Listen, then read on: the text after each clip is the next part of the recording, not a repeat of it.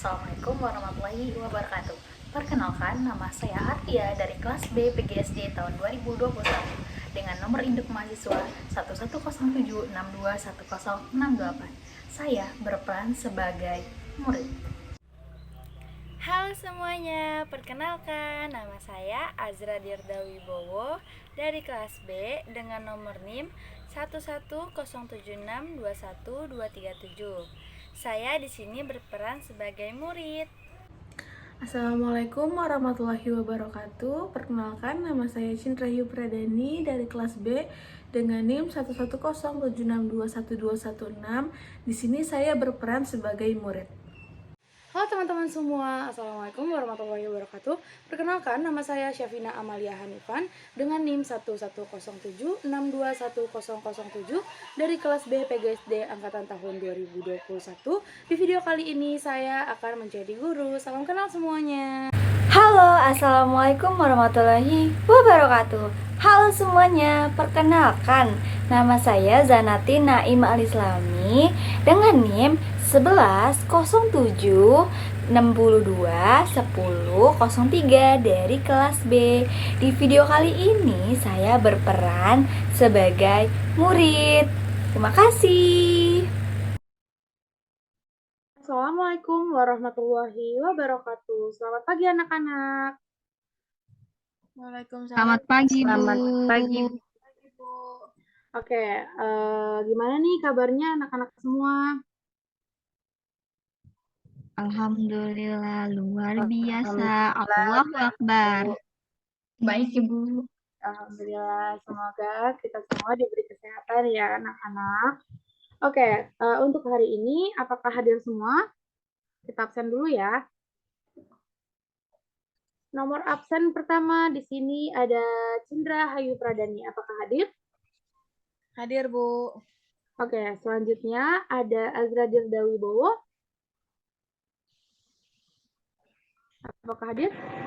Hadir, Bu. Oke, selanjutnya ada Zanatin Naim. Apakah hadir? Hadir, Bu. Baik, selanjutnya ada Artia. Apakah hadir? Hadir, Ibu. Oke, hadir semua ya. Pintar-pintar banget sih, pada semangat banget belajarnya. Sebelum masuk ke pembelajaran, gimana kalau kita tetap semangat dulu nih, biar semangat. Sebelumnya tahu nggak tetap semangat itu gimana sih? Enggak tahu. Kasih tahu dong, Bu. Ibu. Oke, Ibu contohin dulu ya. Nanti kalian baru ikuti ya.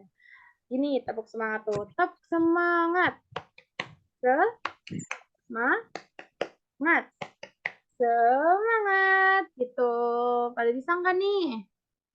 Bisa, Bu. Bisa, Bu. Oke, kita lanjut ya. Tepuk semangat.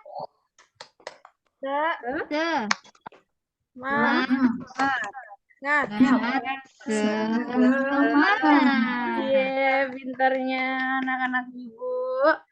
Oke, lanjut nih. Kalau misalkan udah pada semangat, kita masuk ke materi aja kali ya. Untuk materi hari ini, Ibu akan menjelaskan, kita akan belajar tentang masalah sosial. Oke, sebelumnya Ibu akan menjelaskan terlebih dahulu apa itu masalah sosial.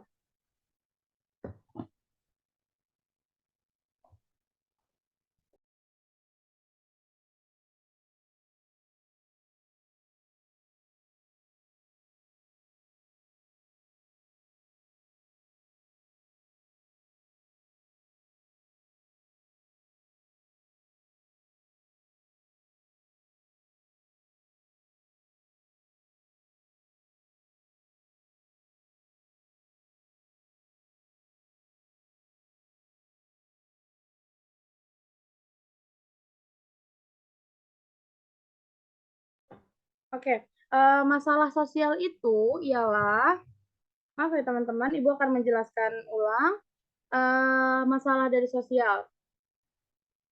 Kalian tahu nggak sih masalah sosial itu apa?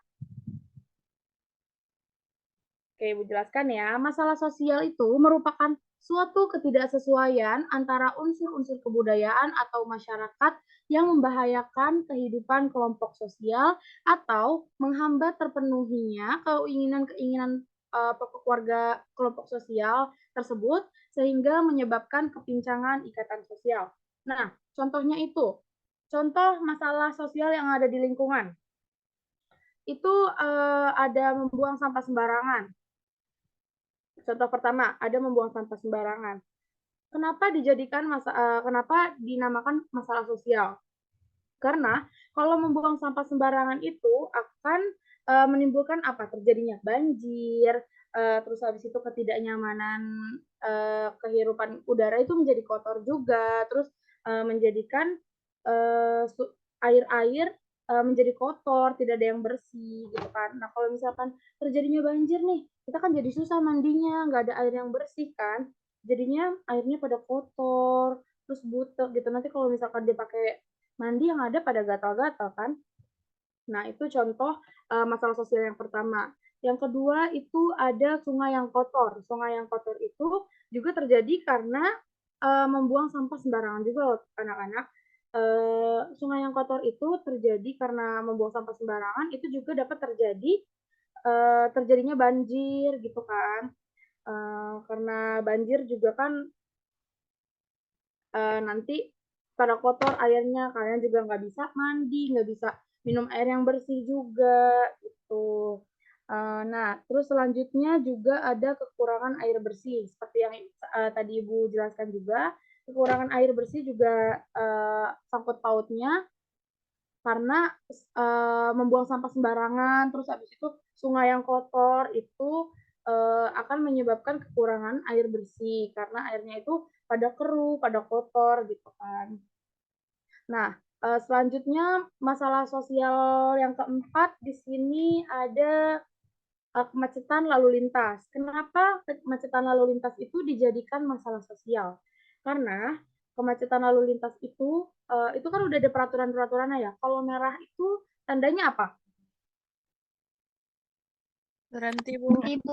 Iya, pintar. Berhenti, Kalau Bu. misalkan kuning apa kuning? Pelan-pelan. Ini jaga-jaga. Iya, jaga-jaga, pelan-pelan, hati-hati. Jaga-jaga. Nah, kalau hijau? Jalan, Bu. Boleh jalan Maju, Bu. Ya, maju, jalan.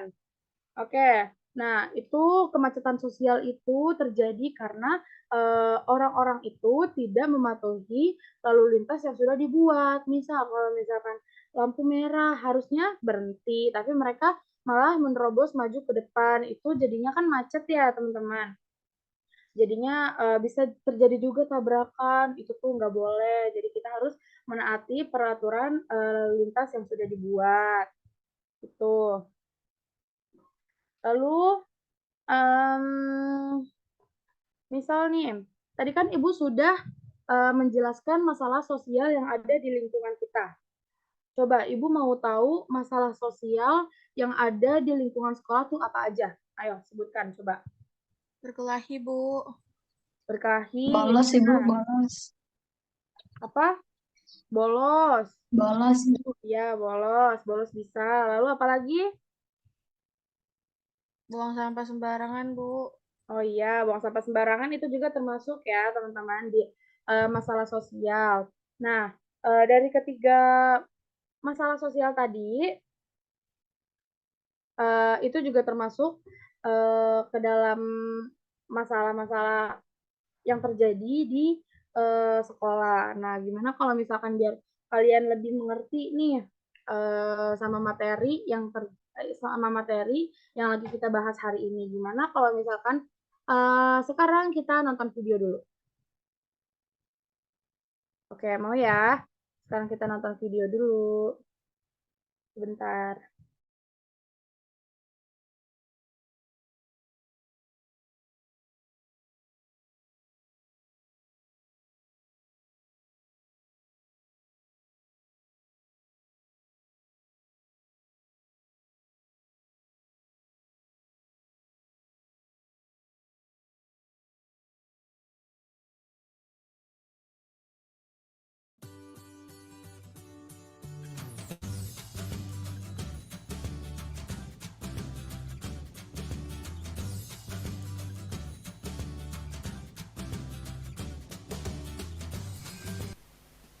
Selamat datang di channel pendidikan Al-Bilhaq.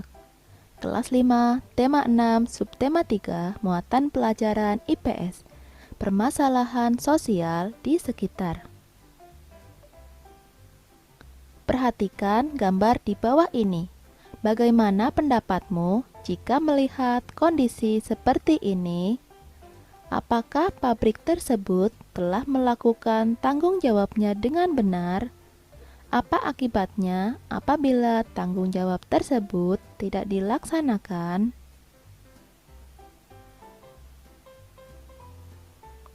A. Pengertian masalah sosial. Masalah sosial adalah masalah yang muncul dalam masyarakat, dampak dari berbagai interaksi sosial antar individu dengan kelompok atau antar kelompok. Dalam keadaan normal, interaksi sosial dapat menghasilkan integrasi. Di sisi lain, interaksi sosial juga dapat menghasilkan konflik dengan pihak lainnya.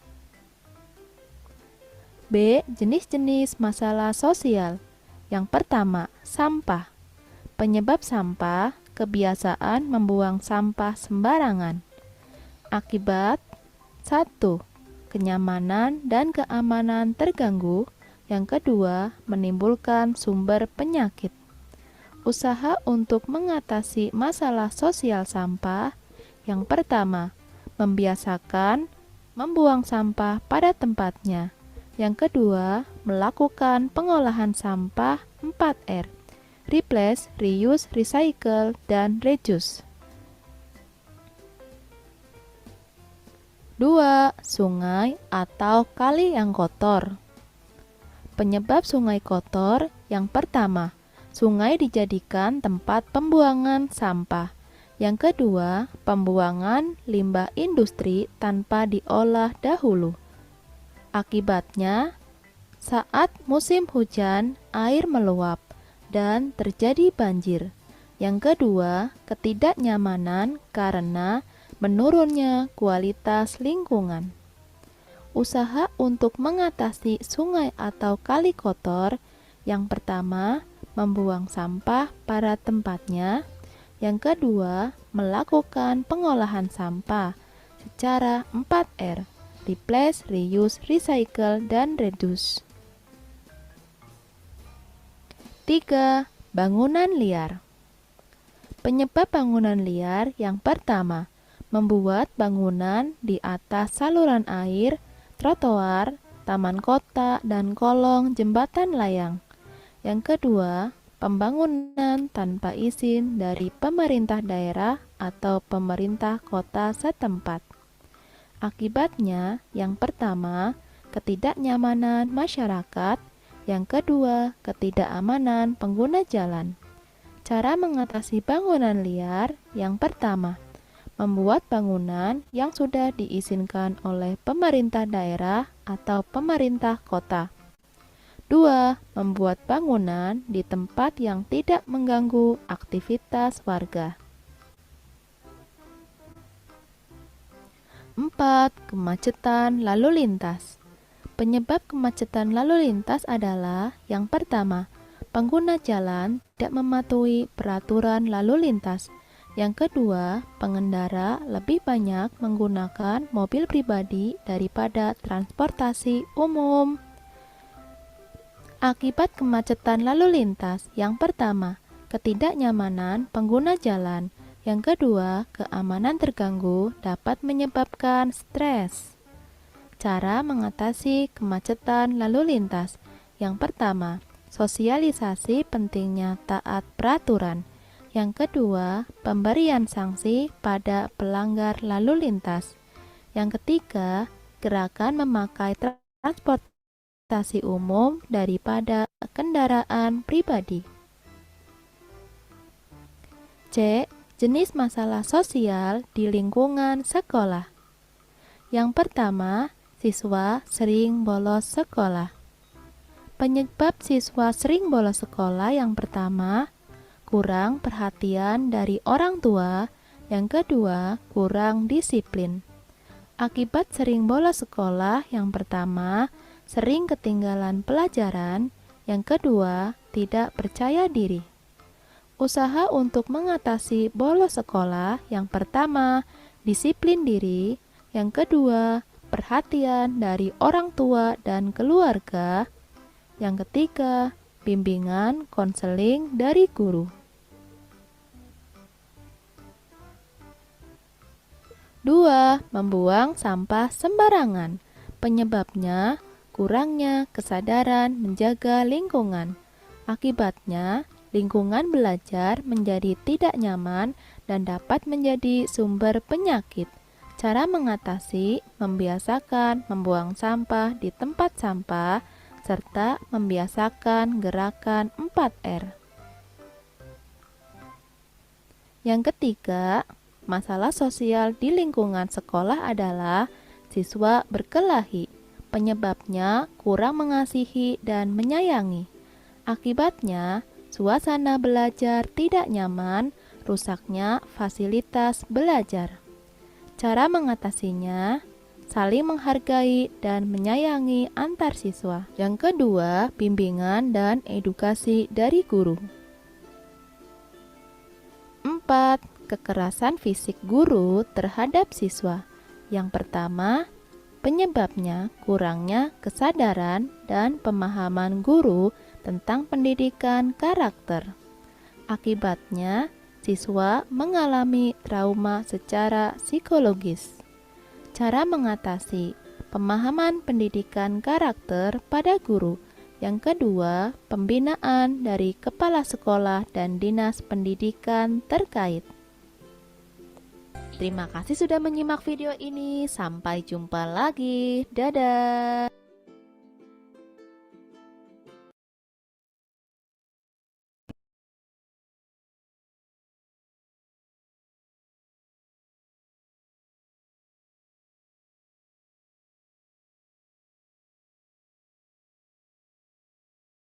Oke, itu tadi sudah dilihat video pembelajaran kalian, video pembelajaran dari Ibu. Selanjutnya, Ibu jelasin ulang dulu ya. Tadi yang sudah kalian tonton itu ada contoh-contoh masalah sosial yang tadi sudah Ibu bahas juga. Yang pertama tadi ada apa? Membuang sampah sembarangan, terus habis itu ada sungai yang kotor juga kan tadi, terus ada kekurangan air bersih, itu tambahan itu dari Ibu. Nah, terus juga ada kemacetan lalu lintas. Nah, selanjutnya juga di bagian lingkungan sekolah nih, di bagian lingkungan sekolah itu ada bolos sekolah, terus ada membuang sampah sembarangan, terus juga ada berkelahi, juga ada kekerasan. Nah, penjelasan tentang siswa yang sering bolos sekolah. Kenapa siswa itu sering bolos sekolah? Penyebabnya itu karena kurangnya perhatian dari orang tua. Tadi ada kan soal itu, kurangnya perhatian dari orang tua. Dia itu tidak dapat semangat untuk belajar gitu loh dari orang tuanya. Jadi dia tuh ngerasa kayak, ih apa sih nggak ada dukungan nih dari orang tua, jadi ngapain sekolah gitu kan. Nah, terus yang kedua, adanya kurangnya disiplin. Kenapa dia kurang disiplin? Orang bolos sekolah itu kurang disiplin karena dia tuh nggak tahu jadwalnya sekolah, kan harusnya sekolah, tapi dia malah nggak ke sekolah, dia malah pergi sama temannya misalnya, malah jalan-jalan, atau dia malah tiduran di rumah padahal jamnya lagi jam sekolah gitu.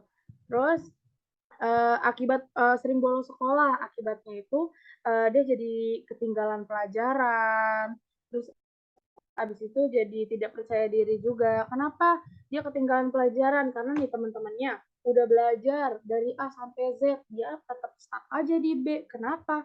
Karena dia sering bolos sekolah, dia nggak ngikutin pelajaran-pelajaran yang selanjutnya gitu.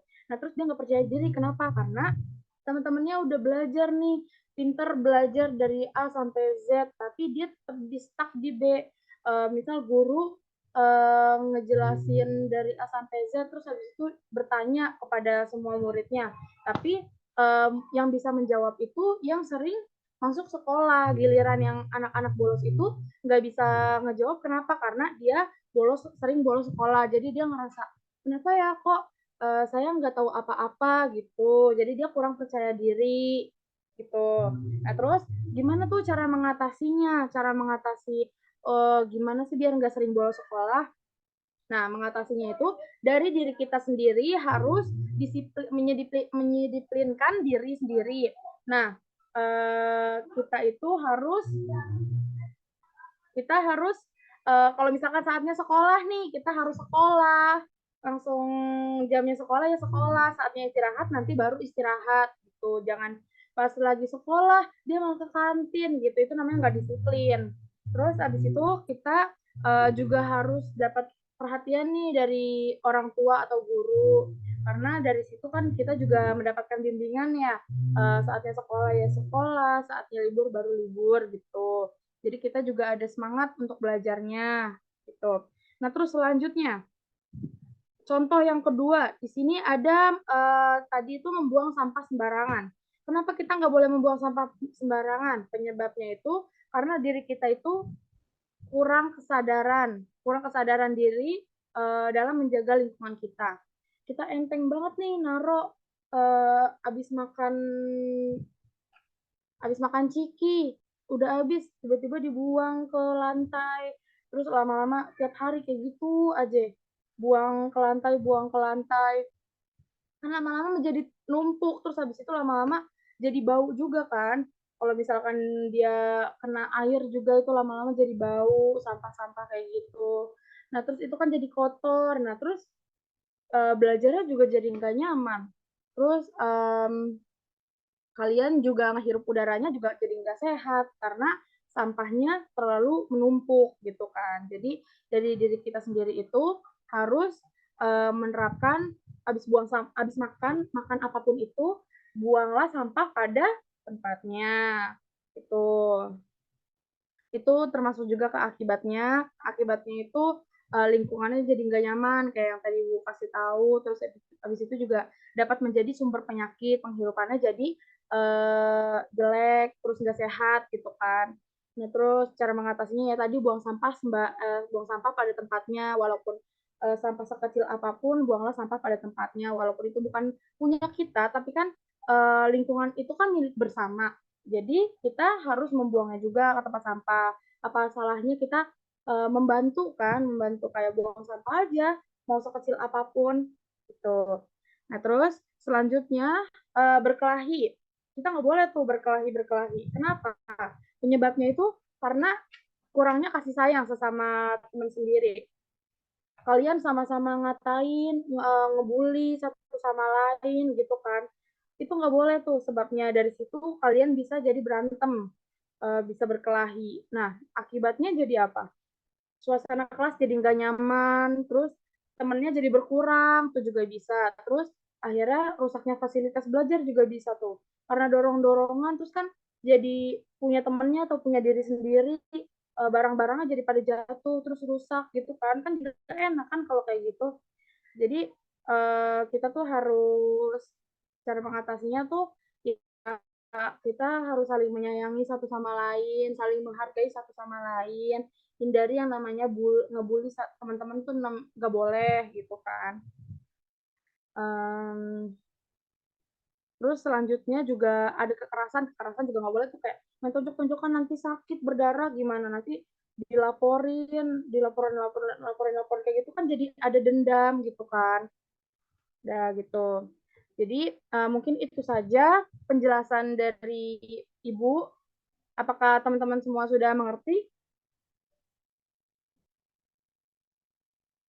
Paham, Bu. Oke, kalau paham, Ibu ingin memberikan kalian tugas diskusi kelompok. Nah, Ibu mau bikin jadi 2 kelompok. Kelompok yang pertama itu Ibu tunjuk ya. Kelompok yang pertama itu ada Artia dan Azra. Kelompok yang kedua ada Zanatin dan Cindra. Nah, tugas untuk kelompok yang pertama. Dengerin ya, Artia dan Azra. Tugas kalian itu, kalian harus berdiskusi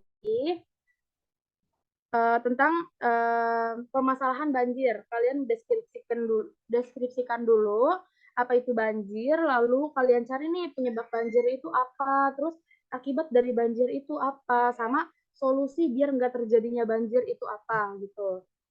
Mengerti untuk Artia dan Azra? Paham, Ibu. Mengerti, Bu? Oke, kalau sudah paham boleh langsung dikerjakan ya.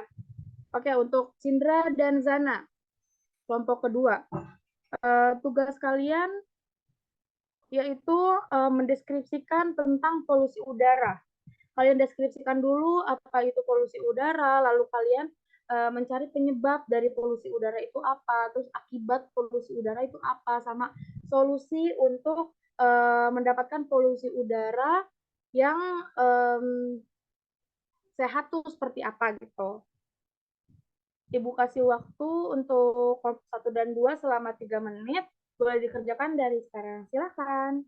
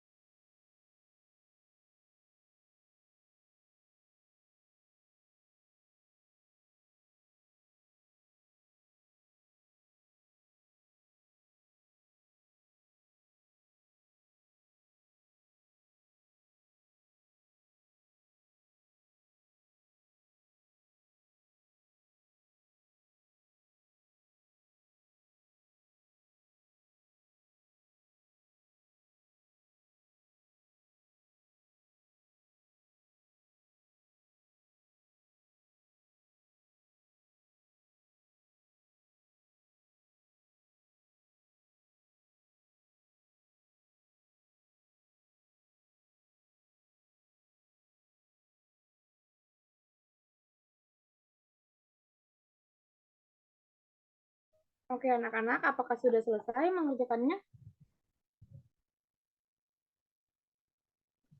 Sudah, Ibu. Sudah, Bu. Untuk Zanatin dan Cindra, apakah sudah selesai? Sudah, Bu. Oke, oke, kalau misalkan sudah selesai, Ibu ingin kalian mempresentasikan hasil diskusi kalian secara berkelompok. Untuk kelompok pertama, Artia dan Azra boleh maju pertama ya. Silakan dipresentasikan hasil diskusinya. Oke, baik. Terima kasih. Assalamualaikum warahmatullahi wabarakatuh. Perkenalkan nama saya Atia dan rekan saya Azra Dida Wibowo. Kami dari kelompok 1. Kami di sini akan menjelaskan mendeskripsikan tentang banjir. Nah, sebelumnya seperti yang kita tahu bahwa banjir itu merupakan bencana yang sering sekali terjadi di setiap tahunnya, khususnya di Jakarta. Adapun penyebab dari banjir yang terjadi itu, yang pertama karena kebiasaan buang sampah sembarangan.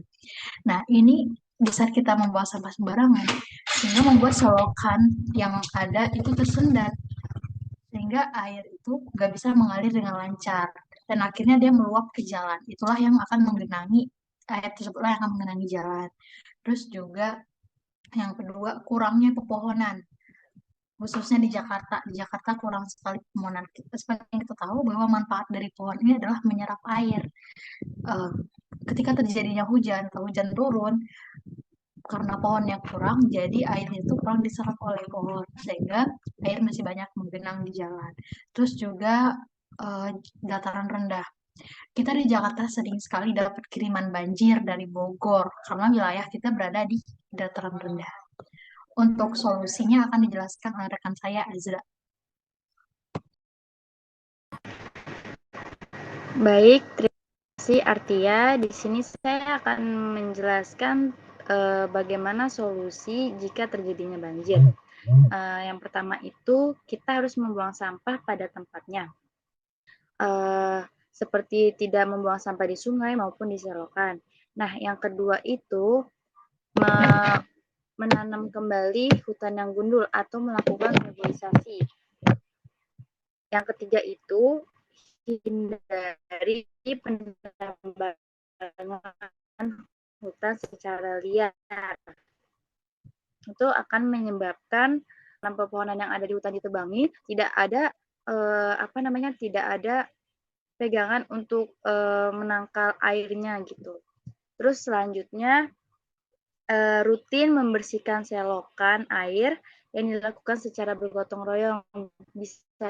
Bisa juga nih kita misalkan di rumah melakukan kerja bakti setiap minggunya membersihkan selokan. Bisa juga di sekolah kita melakukan kerja bakti juga, membersihkan sekolah, membersihkan selokan yang ada di dekat sekolah. Nah, yang terakhir itu yang sudah saya simak dari video yang tadi Ibu Vina jelaskan. Di video tersebut itu kita dapat mengolah sampah dengan melakukan 4R. Yang pertama itu replace, reuse, recycle, dan reduce. Mungkin itu saja Ibu Vina presentasi dari kami. Kurang lebihnya mohon maaf. Wassalamualaikum warahmatullahi wabarakatuh. Waalaikumsalam warahmatullahi wabarakatuh. Wah, keren banget nih presentasi dari kelompok 1 yaitu Artia dan Azra. Kita tepuk tangan dulu ya, teman-teman. Oke, kelompok selanjutnya kelompok 2 yaitu untuk Zana dan Cindra. Ayo, silakan dipresentasikan ya. Baik, terima kasih Ibu. Sebelumnya saya mau menjelaskan tentang polusi udara. Nah, polusi udara adalah kontaminasi udara oleh zat apapun yang berbahaya bagi manusia dan organisme hidup lainnya. Nah, polusi udara ini dapat menyebabkan atau berkontribusi pada berbagai masalah kesehatan. Nah, selanjutnya upaya untuk penyebab dari polusi yang ada di ibu kota, yang pertama itu oleh faktor alam yang menyebabkan polusi. Dikarenakan musim kemarau yang berkepanjangan, lalu penyebabnya selanjutnya itu ialah banyaknya pengguna kendaraan bermotor. Nah, zat-zat yang dihasilkan dari pembakaran kendaraan bermotor seperti karbon monoksida, nitrogen oksida, dan volatil dapat mencemari udara dan merusak lapisan ozon. Selanjutnya yang dapat mencemari udara adalah kegiatan industri seperti pabrik-pabrik. Nah, asap yang dikeluarkan melalui cerobong-cerobong asap pabrik mengandung zat polutan yang sangat berbahaya. Dan yang terakhir, disebabkan oleh aktivitas rumah tangga yang menyebabkan polusi udara. Nah, seperti membakar sampah, menggunakan AC dan hair dryer, serta mengecat rumah dapat menghasilkan zat polutan yang sangat mengganggu. Nah, sekian penyebab dari permasalahan polusi udara yang ada di ibu kota. Untuk upaya mengatasinya akan disampaikan oleh teman saya, Zana.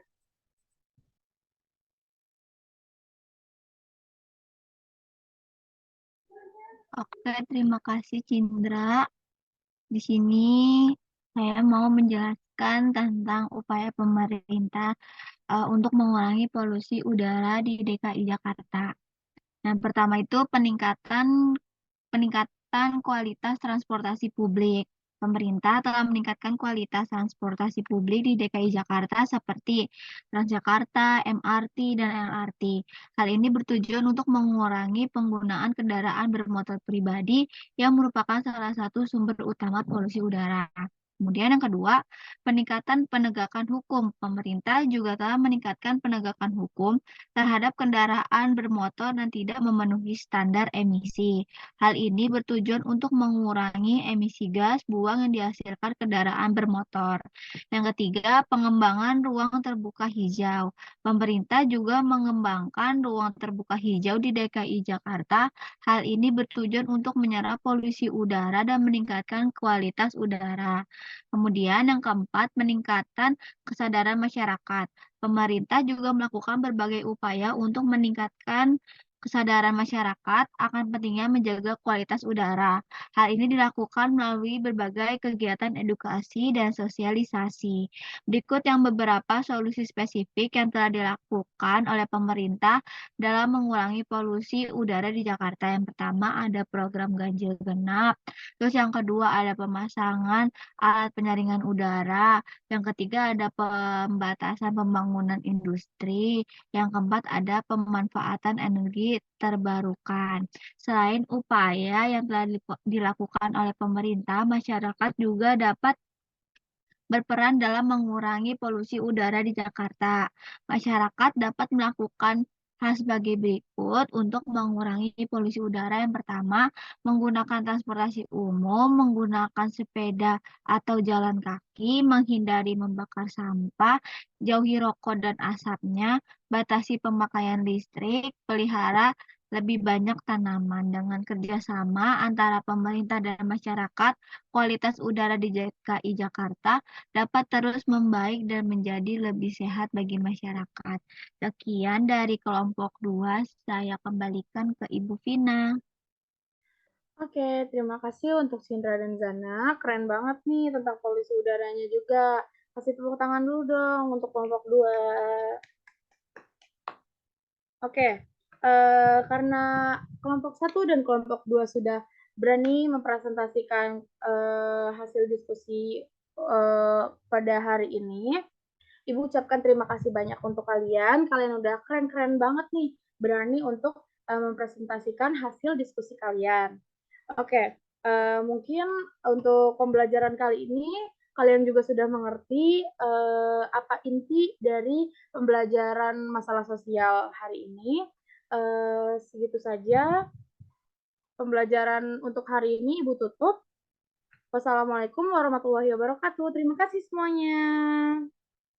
Makasih juga, Bu. Waalaikumsalam. Terima kasih, Bu. Terima kasih, Bu.